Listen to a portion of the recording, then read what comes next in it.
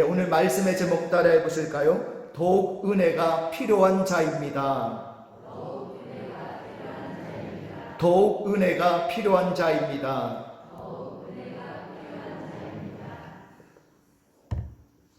자, 여러분은 이번 이 가을에 열매 맺기를 원하십니까? 또한 하나님이 우리에게 많은 열매를 기대하신다는 것을 여러분 아십니까? 자, 사람들은 꽃을 좋아하지만 하나님은 열매를 좋아하십니다. 자, 성경에는 꽃에 대한 이야기는 20번 정도 나오지만 열매에 대한 이야기는 무려 100번 이상이나 나옵니다. 성경은 그래서 열매로 시작해서 열매로 마치죠. 창세기 1장에서 열매 맺는 나무로 시작해서 요한계시록 22장의 생명나무 열매로 마칩니다. 자, 나무가 있는 것은 열매 맺기 위해서죠. 우리가 존재하는 것은 열매 맺기 위해서입니다. 자, 그런데 열매는 바로 하나님의 은혜에서 오는 것이고 그 하나님의 은혜는 풍성하다라는 사실이에요. 자, 그것을 성경에서는 넘친다라고 말씀합니다. 여러분, 여름에 장마 때 비가 많이 와서 물이 많아지면 이 강둑에 막 물이 범람해서 넘치는 것을 볼 수가 있죠. 우리 이사야 66장 12절 말씀을 같이 읽습니다. 시작. 여호와께서 이와 같이 말씀하시되 보라, 내가 그에게 평강을 강같이 그에게 문 나라의 영광을 넘치는 시내같이 주리니. 아멘. 자, 여기 넘치는 시내가 나오죠. 하나님이 우리에게 주시는 은혜의 크기를 말씀하고 있는데요, 너무 많아서 차고 넘칠 정도다라는 겁니다. 자, 여러분은 이번 가을에 이런 넘치는 은혜를 경험하고 싶습니까? 이를 위해 여러분을 초대하고 있는 것이 바로 에베소서예요. 에베소서는 바울이 쓴 옥중 서신 중 하나인데 로마의 차가운 지하 감옥에서 하나님의 그 은혜의 풍성한 은혜를 증거하고 있는 이 에베소서를 썼다라는 것은 상상할 수도 없는 일입니다. 자, 그래서 그런지 에베소서에는 특별히 은혜라는 단어가 많이 나와요. 모두 12번이나 나오는데요. 자, 여러분 같으면 감옥 안에서 은혜를 말할 수 있겠습니까? 자, 은혜뿐만 아니라 영광이라는 단어도 많습니다. 모두 8번 나옵니다. 그리고 충만하다라는 단어가 7번 나오고요, 풍성하다라는 단어가 5번 나와요. 자, 지금 감옥에서 생존하기도 힘든데 충만하다, 풍성하다라는 말이 나올 수가 있습니까?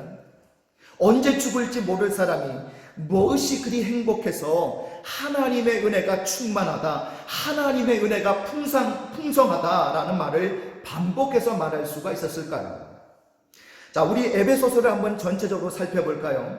자, 에베소서가 말하는 넘치는 은혜가 무엇인지 장별로 구분을 해보면요, 1장과 2장은 하나님이 예수 그리스도 안에서 우리를 위하여 하신 넘치는 은혜가 나옵니다.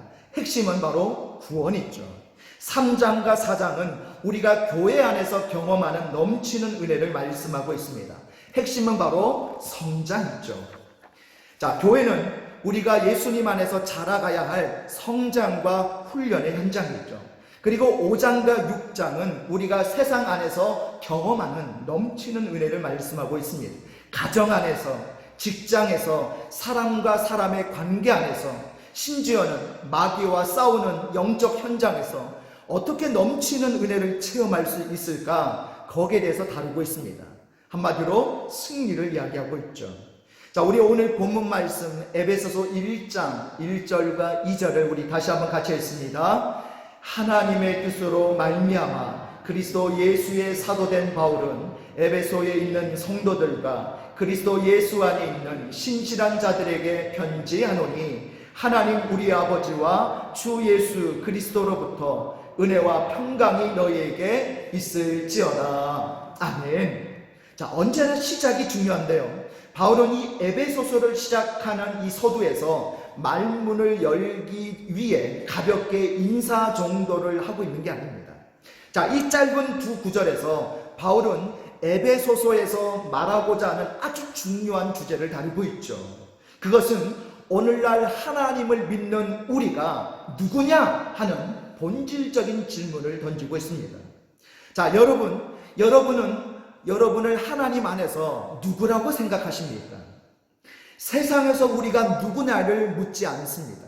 하나님 안에서 우리가 누구냐라고 묻고 있습니다. 자, 그러면 오늘 바울이 말하는 우리는 과연 누구일까요?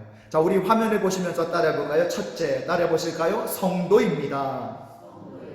자, 우리 에베소서 1장 1절을 같이 읽습니다. 시작. 하나님의 뜻으로 말미암아 그리스도 예수의 사도된 바울은 에베소에 있는 성도들과 그리스도 예수 안에 있는 신실한 자들에게 편지하노니. 아멘. 자, 여기서 바울은 에베소 교인들을 향해 뭐라고 말하고 있죠? 에베소에 있는 누구? 성도들이라고 말합니다. 여러분, 성도가 무슨 뜻입니까? 성도, 거룩한 무리, 즉 거룩한 백성이라는 뜻이 아닙니까? 어떻습니까? 여러분은 거룩한 백성입니까? 자, 벌써부터 이 말을 들을 때 자신 없어 하시는 분들이 있습니다. 거룩한 백성이라고요? 저는 거룩하지 않는데요. 거룩하다는 말은 죄 안 짓고 깨끗하게 사는 사람이란 뜻 아닙니까? 그렇다면 저는 아닌데요. 저는 거룩하지 않아요. 저는 어떤 때는 교회 안 다니는 사람보다 더 못하다고 느낄 때도 많아요. 그런데 어떻게 내가 거룩한 백성이라고 할 수 있겠습니까? 저는 아니에요. 혹시라도 이렇게 말하고 싶은 분이 있을지 모르겠습니다. 많은 사람이 그렇게 느낄지 모르고 그것이 어느 정도 겸손의 표시일 수도 있겠죠. 자, 이것을 가톨릭 교회의 성인 제도와 비교하면 우리는 더 열등감이 더 커질 수밖에 없습니다. 가톨릭에는 소위 성인이라는 제도가 있습니다. 한국에는 지금 총 103명의 성인들이 있습니다. 주로 구한말 대원군 시대에 순교하신 분들인데요. 이들 가운데는 신부도 있고 평신도도 있고 과부도 있고 처녀도 있고 상인도 있고 궁녀도 있습니다. 자, 교황 바오로 23세가 오래전 한국에 와서 시성식을 통해서 공인을 했죠. 가톨릭 교회의 이 성인은 보통 사람과 다른 탁월한 믿음과 희생의 삶을 사신 분들입니다. 그들 가운데는 김대건 신부 같은 순교자도 있고 성 프란치스코 같은 사랑의 사도도 있고 또 성 테레사 수녀 같은 그런 수녀도 있습니다. 대부분 용감하게 순교를 했거나 평생 수도원에서 기도를 했거나 경건한 삶과 희생으로 남다른 빛을 남긴 사람들이에요. 이처럼 한 번 성인으로 그렇게 인정받으면 각각의 날이 정해지게 되는데 이 가톨릭에서는 이를 축일이라고 합니다. 이런 성인들이 천주교에는요 수천 명이 있어요. 자, 그런데 어떻습니까? 바울이 에베소 교인들에게 너희는 성도다 라고 말했을 때에 이런 의미로 말했을까요? 자, 만약 그랬다면 에베소 교인들은 아주 탁월한 신자들이었어야 했을 것입니다. 그러나 실제 에베소 교인들은 오늘날 이 가톨릭의 성인들처럼 목숨 바쳐 순교하고 평생 기도하고 희생한 사람들이 아니었습니다. 그들 중에 누구도 수도원에 들어간 적도 없고 순교한 적도 없고 탁월한 공을 남기지도 않았다는 거예요. 자, 예전에 제가 그 성지순례 때 에베소를 한번 방문한 적이 있었는데 지금의 터키 서쪽 해안을 옛날에는 소아시아라고 불렀죠. 그래서 소아시아 7교회가 있는데요. 에베소는 로마 시대에는 큰 도시로서 지금도 많은 유적들이 남아 있습니다. 트라얀, 도미치안, 하드리안 같은 황제 신전도 있고 심지어 홍등가도 있습니다. 잠시 쉬었다 가세요 하는 창녀촌도 있습니다. 방에 들어가 보면 하트 모양의 모자이크가 되어 있고요. 또 심지어 그 에베소 거리를 돌아다녀 보면 남녀의 성기를 표기한 그림들도 많이 있습니다. 그만큼 타락했던 도시가 에베소였어요. 더구나 에베소는 소아시아 제1의 항구 도시였습니다. 자, 에베소 교인들은 그런 곳에 살았던 사람들이었어요. 그러니 어떻게 깨끗한 삶을 살 수 있겠습니까? 도시 분위기가 그러니 어떻게 혼자 거룩하게 살 수가 있겠습니까? 자, 그런데 바로 그런 도시에 살던 신자들은 이 신자들을 향해서 오늘 바울이 성도들이라고 불렀다는 거예요. 자, 여러분은 바울이 그가 13권의 바울 서신에서 모두 56번이나 믿는 사람들을 성도라고 부르고 있다는 사실을 아십니까? 한두 번도 아닙니다. 무려 56번이나 그렇게 부르고 있습니다. 고린도에 있는 성도들, 빌립보에 있는 성도들, 데살로니가에 있는 성도들, 바울이 성도라는 말을 쓸 때에 요즘 카톨릭이 의미하는 어떤 특별한 사람을 염두에 두지 않았다는 겁니다. 바울이 성도라고 부를 때 그것은 그저 예수 믿는 사람이라는 뜻이에요. 바울에게 예수 믿는 사람이 성도인 것입니다. 그렇습니다. 예수 믿으면 성도입니다. 행동이 바뀌어졌기 때문에 성도가 아니라 우리의 신분이 바뀌어졌기 때문에 성도라는 거예요. 사람은 누구도 거룩하지 않습니다. 모두가 죄인이 있죠. 그런데 거룩하신 하나님이 죄인인 우리를 영접해 주셨습니다. 우리가 하나님을 영접하기 전에 하나님이 우리를 먼저 영접하셨습니다. 거룩하신 하나님이 예수님을 통하여 우리의 죄를 십자가에서 씻어 주셨습니다. 예수님이 용서한 사람 속에 거룩하신 성령님이 임재하신 거예요. 따라서 우리 안에는 거룩하신 하나님이 계십니다. 우리가 거룩한 것은 우리 행동 때문이 아니라 거룩하신 하나님 때문입니다. 거룩하신 하나님이 거룩하지 못한 우리를 받아주시는 거예요. 세상에서 우리가 사람 취급 제대로 못 받아도 하나님이 나를 사람 취급하셨다는 게 이게 중요한 거죠. 그래서 한 번 성도는 영원한 성도입니다. 우리가 예수 믿는 한 우리는 거룩한 성도인 줄 믿습니다. 자, 두 번째입니다. 우리 화면 보시고 따라해 보실까요? 바울이 말하는 우리는 누구입니까? 둘째, 따라해 보실까요? 그리스도 예수 안에 있는 자입니다. 자, 바울은 조금 더 나아가서 예수 믿는 사람이 성도인 이유를 말해주고 있습니다. 자, 예수 믿는 사람이 성도인 이유는 자, 누구 안에 있기 때문이다? 그리스도 예수 안에 있기 때문이다 라는 거예요. 우리 1절에 보면 바로 그 내용이 나오죠. 그리스도 예수 안에 있는 신실한 자들에게 편지하노니. 자, 여기 핵심이 바로 그리스도 예수 안에 있다는 거예요. 자, 그리스도 예수 안에 있다는 말이 무엇입니까?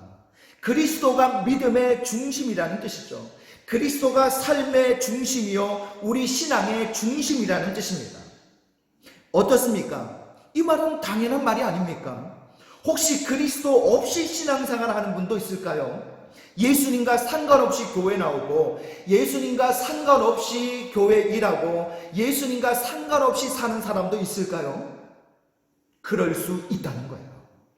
처음에는 내가 예수님 잘 믿어봐야지 하고 출발합니다. 그러다가 1년이 지나고 2년이 지나면서 예수님이 아닌 것에 관심을 갖기 시작합니다. 감투가 눈에 보이기 시작합니다. 명예가 크게 보이기 시작합니다. 그러다가 예수님 부모님처럼 6월절에 예수님을 예루살렘 성전에 두고 집으로 가는 경우가 생깁니다. 엠마오 제자들처럼 예수님과 같이 가고 있으면서도 예수님인지도 전혀 알아보지 못하고 살아갑니다. 그리스도 예수 안에 있는 이 말은요, 현재형으로 기록되어 있습니다. 과거에 예수님이 있었던 것은 소용이 없어요. 지금 그분 안에 있어야 되는 거예요. 영원한 현재, 끊임없이 그 안에 있어야 하는 것입니다. 이 사람이 바로 성도라고 하는 거예요. 여러분, 종교개혁하면 가장 먼저 떠오르는 사람이 있죠. 누굽니까? 마틴 루터죠. 특별히 이 10월 마지막 주일은 종교개혁 기념주일로 또 지키는데요. 자, 루터의 시대는 매우 불안한 시대였습니다. 정치적으로 뿐만 아니라 종교적으로도 그랬는데요. 당시 유럽은 매우 종교적이었지만 그러나 그 종교는 행복하지 못했습니다. 자, 많은 그리스도인들이 이스라엘에 있는 예루살렘, 또 스페인에 있는 콤포스텔라, 영국에 있는 캔터베리 이런 지역으로 성지 순례를 많이 떠났다고 해요. 성지에 가면요, 얼마나 이들이 그 은혜를 사모했는지 모두 무릎으로 다녔다고 해요. 거룩한 성물을 수집하고 숭배했습니다. 이 루터를 도운 프리드리 대제 같은 경우에는 5,000점이나 되는 성물을 소유하고 있을 정도였다고 해요. 예배 의식은 화려했고 수도원은 기도하는 사람들로 넘쳐났습니다. 베드로 성당 같은 데 가보면 사람들의 기부는 넘쳐났고 그 많은 기부금으로 수백 년 동안 우람하고 아름다운 교회를 지었습니다. 겉으로 볼 때 사람들은 매우 종교적이었고 교회는 사람들로 가득 찼다고 합니다. 그런데도 불구하고 사람들은 여전히 불안했고 두려워했습니다. 사회 전체가 그랬습니다. 가장 큰 이유는 교회의 율법적인 분위기 때문이었습니다. 교회는 매우 엄격했고 무엇 하나 잘못하면 엄하게 벌을 주었습니다. 루터는요, 그가 쓴 글에서 어릴 때 호두 한 개 훔쳤다고 어머니에게 피가 나도록 회초리를 맞았다고 그렇게 쓰고 있어요. 아버지에게 매를 안 맞으려고 집에서 도망쳐 나온 적도 있다라고 그렇게 말을 합니다. 당시 믿음이 좋은 부모들은 되게 그랬다고 해요. 학교 교육도 무서웠다고 합니다. 언젠가 루터가 학교에서 이유도 없이 15대의 회초리를 맞은 적도 있었습니다. 교회는 천국의 아름다움보다 지옥의 공포를 강조했고 하나님은 헤프게 용서하시는 분이 아니라 잘못에 대하여 무섭게 책임을 묻는 분이라고 그렇게 가르쳤습니다. 그리스도도 은혜로운 분이 아니라 무서운 심판자로서 한 번 화를 내시면 성모 마리아와 성 안나를 통해서만 겨우 진노를 무마시킬 수 있다라고 그렇게 가르쳤다고 해요. 자, 젊은 루터가 직면했던 것은 바로 이 두려움이었던 거죠. 그가 벼락을 맞은 후에 수도원에 들어가게 되었는데 수도원도 역시나 공포의 도가니였습니다. 그는 수도원의 엄격한 규칙에 따라 살았지만 그 엄격한 삶이 그를 행복하게 하지 못했습니다. 1510년 그가 로마를 방문한 적이 있는데 로마에 가면 라테란 성당이라는 곳이 있습니다. 거기에는 28계단으로 된 빌라도의 계단을 무릎으로 루터가 올라갔는데 이 계단은 빌라도 앞에서 예수님이 재판받으신 계단으로서 이스라엘에서 그 계단을 로마로 가져다 놓았다고 해요. 자, 이 루터는 주기도문을 외우면서 그 28계단을 한 계단 한 계단 올라갔지만 그에게는 아무런 마음의 변화도 없었습니다. 그의 마음의 두려움과 공포는 그럴수록 점점 커져만 갔습니다. 그러다가 1514년 가을 수도원 탑 안에 있는 서재에서 루터는 시편 22편을 읽고 있었는데 그 22편 1절이 이런 내용입니다. 내 하나님이여 내 하나님이여 어찌 나를 버리셨나이까? 어찌 나를 멀리하여 돕지 아니하시며 내 신음소리를 듣지 아니하시나이까? 처음 루터가 이 말씀을 읽을 때는 루터는 이 시편이 자신의 비참한 모습을 묘사한 것이 아닌가라고 생각을 했습니다. 그런데 다음 순간 정광석화와 같은 깨달음이 그에게 찾아왔습니다. 그것은 인간의 비참한 상황을 말씀하고 있는 것이 아니라 예수 그리스도의 비참한 상황에 대한 말씀이었다라는 거예요. 내 하나님이여 내 하나님이여 어찌 나를 버리셨나이까? 아니 이것이 그리스도가 나를 위해 죽는 모습이란 말인가? 왜 어째서 그 하나님의 아들 예수 그리스도가 나를 위해 버림당해만 했단 말인가? 죄인인 내가 버림당하는 것은 당연하다. 그러나 그리스도는 죄도 없고 불경건하지도 않으신 분인데 어째서 그 순간 루터는요 벼락에 맞은 듯 큰 충격에 사로잡히게 됩니다. 하나님으로부터 끊어짐을 당할 수밖에 없는 나 대신 죄 없으신 예수 그리스도가 하나님으로부터 끊어졌구나. 죄 없으신 그리스도가 내 대신 내 죄를 담당해 주셨구나. 그 순간 루터 앞에 나타난 그리스도 예수의 모습은요 더 이상 무서운 심판자가 아니었습니다. 죄인을 위해 죽으신 사랑과 자비의 주님이셨죠. 그리고 우리가 할 일은 영원하신 그 하나님이 그리스도를 통해서 우리에게 다가오실 때 그것을 믿음으로 받아들이는 것뿐이라는 것을 깨닫게 됩니다. 바로 그 순간이 종교개혁이 시작된 시점이 된 거죠. 그로부터 3년 후 1517년 10월에 종교개혁이 본격적으로 시작되었지만 실제 종교개혁이 시작된 것은요, 루터가 예수 그리스도의 은혜를 깨달은 바로 그날부터 시작이 된 거예요. 그때부터 루터는 다른 방법으로 구원은 없다라고 선포합니다. 그래서 나온 게 바로 오직 은혜, 오직 믿음, 오직 성경, 오직 예수 그리스도, 이것을 그가 외치게 된 거죠. 이것이 바로 오늘 바울이 말하고 있는 1절에 그리스도 예수 안에 있는 신실한 자들이라는 뜻입니다. 여러분도 그리스도 예수 안에 계십니까? 그리스도 예수 안에 계십니까?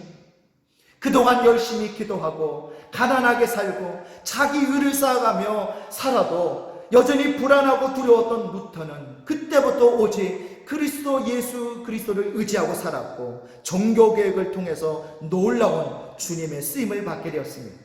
그가 이것을 깨닫고 쓴 노래가 바로 내 주는 강한 성료라는 찬송가입니다. 보름스 의회에서 신문을 받은 날 루터를 죽이려고 하는 음모를 알고 프리드리 대제가 자작 납치극을 벌여서 기사들을 바르트부르그라는 성에 피신을 시키게 되는데요, 그 중에 루터가 있었습니다. 루터가 그 성에 10개월 동안 있으면서 신약 성경을 독일어로 번역을 하면서 그때 작사한 노래가 바로 내 주는 강한 성료라는 찬송가입니다. 내 주는 강한 성이요 방패와 병기 되시니 그 난란에서 우리를 구하여 내시리로다. 2절에 보니까 내 힘만 의지할 때는 패할 수밖에 없도다. 힘 있는 장수 나와서 날 대신하여 싸우네. 그 다음에 뭐가 나오죠? 이 장수 누군가? 주 예수 그리스도, 만군의 주로다. 당할 자 누구랴? 반드시 이기리로다. 할렐루야. 여러분 어떻습니까? 여러분도 그리스도 예수 안에 있으면 진정한 승리자, 강한 자가 될 줄로 믿으십니까? 그리스도 밖으로 나가서 내가 하나님을 기쁘시게 하겠다라고 하면 그때부터 힘든 신앙생활을 하게 됩니다. 그러나 내 주는 강한 성입니다. 내 힘을 의지하면 패할 수밖에 없지만 힘 있는 장수 되시는 그 예수님이 날 대신하여 싸울 때에 그 장수 예수 그리스도를 통해 내가 승리를 경험하게 될 줄로 믿습니다. 오늘 이 마틴 루터의 그 찬양의 가사의 고백처럼 오늘 우리도 그리스도 예수 안에 있을 때 우리가 승리하게 되는 줄 믿습니다. 자, 세 번째로 바울이 말하는 우리는 누구일까요? 셋째, 따라해 보실까요? 더욱 은혜가 필요한 자입니다. 자, 은혜는 그리스도 예수 안에 있는 자에게 하나님이 공급해 주시는 거예요. 자, 우리 에베소서 1장 2절 말씀 같이 했습니다. 시작. 하나님 우리 아버지와 주 예수 그리스도로부터 은혜와 평강이 너에게 있을지어다. 아멘. 여러분 따라해 보실까요? 은혜와 평강이 있을지어다. 우리 앞뒤 전후좌우로 우리 서로 이렇게 인사 나눕시다. 은혜와 평강이 있으시기 바랍니다. 자, 이 말은요 바울의 모든 편지에서 빠지지 않습니다. 은혜와 평강이 있을지어다. 바울이 쓴 13권의 서신에 이 말은 항상 소두에 나오는데요, 또 순서도 바뀌질 않아요. 항상 은혜가 먼저 나오고 그 다음 평강이 뒤에 나옵니다. 자, 왜 그럴까요? 은혜가 와야 평강이 오기 때문에 그런 거예요. 자, 은혜는 우리 믿음의 뿌리라고 할 수 있습니다. 평강은 우리 믿음의 열매라고 할 수 있어요. 은혜는 우리 믿음의 시작이라고 한다면 평강은 결과입니다. 은혜는 하늘에서 내려옵니다. 평강은 땅에서 누려지는 거예요. 은혜는 받는 축복이고 평강은 누리는 축복입니다. 왜 평강이 없을까요? 은혜가 없기 때문에 그런 거예요. 은혜가 오면 어떻게 될까요? 평강이 임하게 되는 거예요. 그래서 이 은혜가 우리에게 반드시 필요한 겁니다. 자, 재미있는 것은 사도 바울이 로마서에서 은혜라는 말을 쓸 때는요 항상 그 앞에 더욱이라는 말을 같이 쓰고 있다는 사실이에요. 우리 한번 찾아볼까요? 로마서 5장 20절 같이 했습니다. 시작. 율법이 들어온 것은 범죄를 더하게 하려 함이라. 그러나 죄가 더한 곳에 은혜가 더욱 넘쳤나니. 아멘. 여기 보니까 자 따라해 보실까요? 은혜가 더욱 넘쳤나니. 자, 죄는 그냥 죄라고 언급하는데요, 그런데 은혜는 더욱더라고 그렇게 말하고 있죠. 죄보다 은혜가 많아야 죄를 이길 수 있는 거예요. 우리는 죄 아래 있든지 은혜 아래 있든지 둘 중에 하나입니다. 죄의 다스림에서 벗어나려면 더욱 은혜 아래 있어야 되는 거죠. 장나루라는 목사님이 이런 말을 했습니다. 당신이 아는 가장 큰 죄인이 당신이 아니라면 당신은 자신을 잘 모르는 것이다. 그러나 우리가 아무리 죄인임을 고백해도 더 큰 은혜 안에 있지 않으면 소용이 없습니다.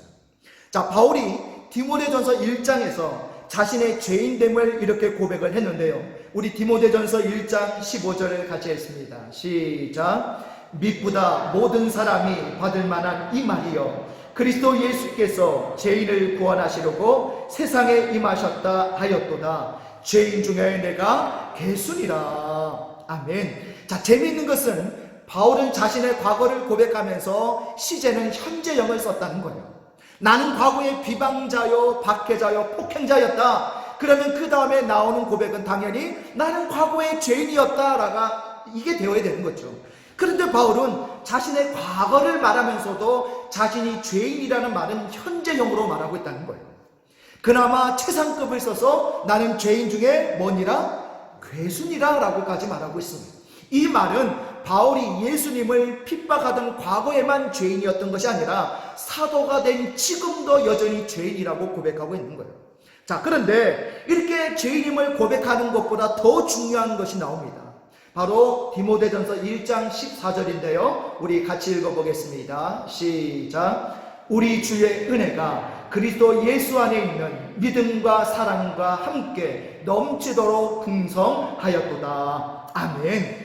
바울은 자기 죄를 먼저 말한 것이 아니라 은혜를 먼저 말하고 있습니다. 죄에 대해서는 단순히 나는 죄인이다 이렇게 말한 것과는 달리 은혜를 말할 때는요, 우리 주의 은혜가 넘치도록 풍성하다라고 말하고 있죠. 이것이 중요합니다. 영적 생활에서 우리가 죄인됨을 인정하고 고백하는 것도 중요하지만 그보다 더 강하게 인정하고 고백할 것이 바로 뭐냐? 나는 죄인이다. 그러나 은혜는 더욱 풍성하다. 나는 지금도 죄인이다. 그러나 예수 그리스도 안에 있는 하나님의 은혜는 예나 지금이나 넘치도록 풍성하다. 이것이 바로 넘치는 은혜입니다. 이 은혜가 우리에게 필요한 줄 믿습니다. 이 은혜를 이번 가을에 우리가 사모해야 할 줄 믿습니다. 어떤 만화에 나온 이야기예요. 할아버지와 손자가 장기를 둡니다. 손자가 매번 집니다. 그래서 손자가 이렇게 말을 해요. 할아버지, 재미없어. 맨날 나만 지고. 그래서 할아버지가 대답합니다. 그러면 할아버지가 저주랴? 네가 항상 이기면 너는 배우지 못하게 돼. 그러자 손자가 말을 해요. 할아버지, 난 아무것도 배우고 싶지 않아요. 그냥 이기고만 싶다고요. 그때 할아버지가 말을 해요. 이기고 싶다고? 이기는 것보다 중요한 것은 배우는 것이야. 저도 배우면 이기는 것이야. 그렇습니다. 이번 가을에 이 넘치는 은혜를 받아서 여러분 잘하고 잘하시기 바랍니다. 성공보다 성장을 사모하십시오. 하나님의 넘치는 은혜가 이번 가을에 여러분의 영혼을 성숙시키고 성장시켜서 하나님 앞에 더욱더 무르익어가는 저와 여러분 되시기를 바랍니다. 우리 화면 보시면서 말씀 정리해 보실까요? 바울이 말하는 우리는 누구입니까? 첫째 같이 했습니다. 성도입니다. 둘째 같이 했습니다. 그리스도 예수 안에 있는 자입니다. 셋째 같이 했습니다. 더 은혜가 필요한 자입니다. 오늘 이 가을에 은혜를 사모하여 여러분 하나님 앞에 풍성한 열매를 맺으시는 저와 여러분 되시기를 주님의 이름으로 축복합니다.